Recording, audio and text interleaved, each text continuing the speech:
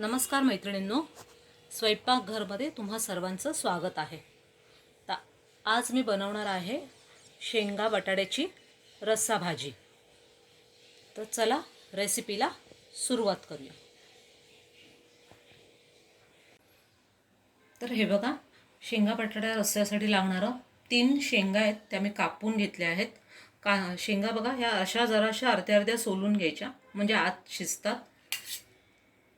बटाट्याचे ह्या आकाराचे असे तुकडे करून घेतलेत। 2 मध्यम आकाराचे बटाटे आहेत आणि 3 शेंगा ह्याच्यात मी पाण्यात घातल्यात भिजत म्हणजे धुवायला ठेवल्यात।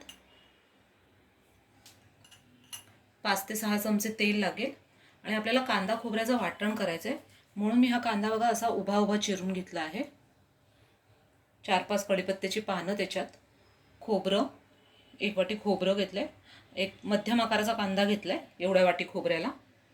आणि फोडणीसाठी लागणाऱ्यामध्ये बघा, बारीक चिरलेला कांदा आहे, छोटा कांदा घेतलाय एक बारीक चिरलेला, एक छोटा टोमॅटो बारीक चिरून, राई, हळद, धना जिरा पावडर, आपला मसाला रेग्युलर असतो तो, हिंग, आलं लसूण पेस्ट आणि मीठ आणि कोथिंबीर।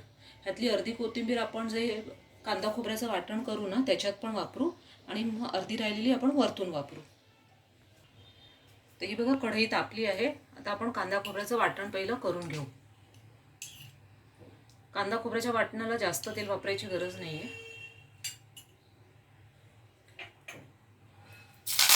कढीपत्ता आणि कांदा,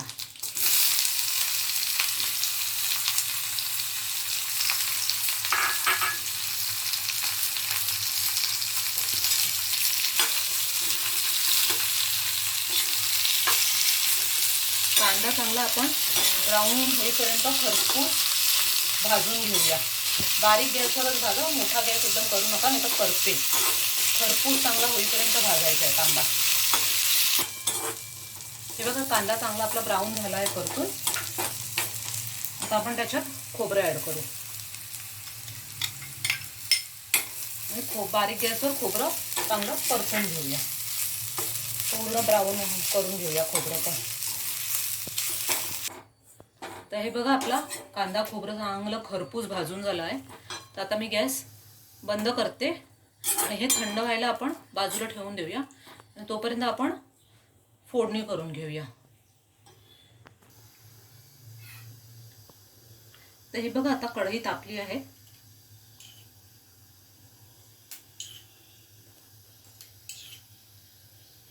तेल घालून घेतलं,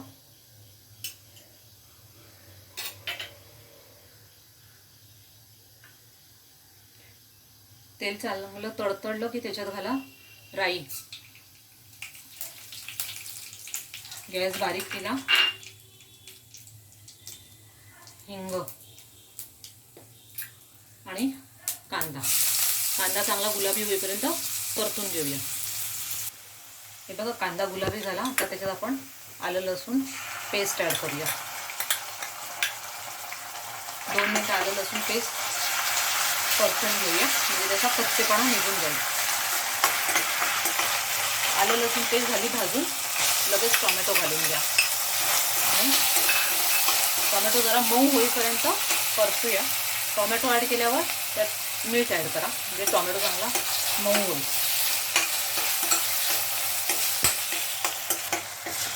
आता टोमॅटो आपला चांगला मऊ झाला आहे, आता आपण आपले जे बेसिक मसाले आहेत ते ॲड करू। हळद,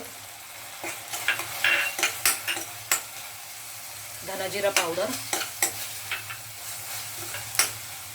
आपला घरगुती मसाला, तुम्ही जो घरगुती मसाला वापरता तो वापरा। 2 मिनिटं हे परतून घेऊया। हे बघा, 2 मिनिटं झाली आपले मसाला परतून। आता आपण ह्याच्यात आपले शेंगा बटाटा आहेत ते ॲड करून घेऊया।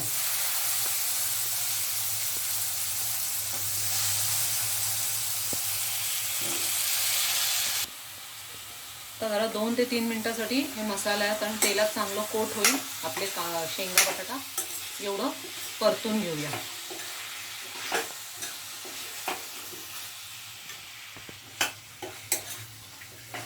आपला शेंगा बटाटा परतून होतोय तोपर्यंत दुसऱ्या गॅसवर 1 ग्लास पाणी गरम करायला ठेवून द्या दुसऱ्या टोपामध्ये।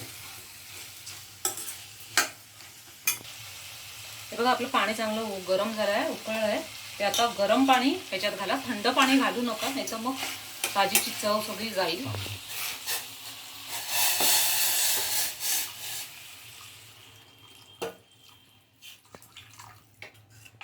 कारण आपलं शेंगा बटाटा सगळं शिजलं पाहिजे, त्यामुळे आपल्याला ह्याच्यात पाणी टाकायलाच लागेल. तर ह्याच्यावर आपण झाकण ठेवून हे शेंगा बटाटा शिजेपर्यंत थांबूया. हे बघा ह्याच्यावर आता झाकण ठेवलं. आता आपण जो मसाला आपला भाजला होता कांदा खोबऱ्याचा, तो आपण मिक्सरला काढून घेतलाय. त्यात थोडीशी कोथिंबीर ॲड करा आणि 2 ते 3 चमचे तुम्हाला लागेल तसं थोडंसं पाणी ॲड करून ह्याची चांगली स्मूथ पेस्ट बनवून घ्या. जास्त एकदम पाणी घालू नका, लागेल तसं थोडं थोडं पाणी घाला आणि त्याची चांगली स्मूथ पेस्ट बनवा. ते बघा 15 मिनटं झाली आहेत. आपण आता एकदा भाजी उघडून बघूया.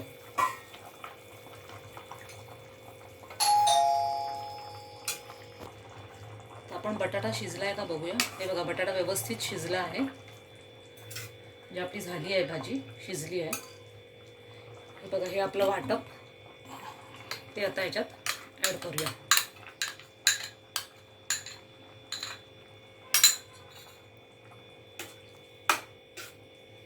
जरा 5 मिनिटं झाकण ठेवून ह्याला एकदा दणदणून वाफ काढूया.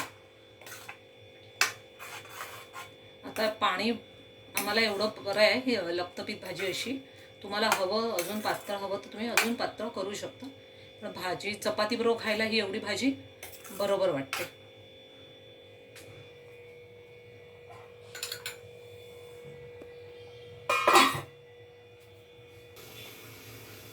ते बघा 5 मिनिटं झाली आहेत. आपण ते मसाला ॲड करून आता आपण बघूया एकदा. मस्त उकळी आली आहे भाजीला, बघू शकता. आणि आता आपण हे गॅस बंद करूया आणि वरतून कोथिंबीर ॲड करू. बघा किती सुंदर भाजी झाली आहे, मस्त घमघमाट सुटला आहे घरभर.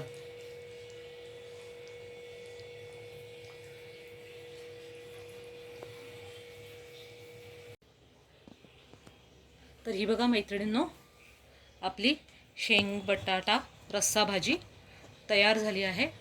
खूप घमघमीत सुगंध सुटला आहे घरभर, झणझणीत चमचमीत. तुम्ही नक्की ट्राय करा. तुमच्या इतर मैत्रिणींना ही रेसिपी शेअर करा आणि मला कमेंट करून सांगा कशी वाटली तुम्हाला ही रस्सा भाजी. आणि माझ्या चॅनलला सबस्क्राईब करा आणि रेसिपीला लाईक करा. थँक्यू.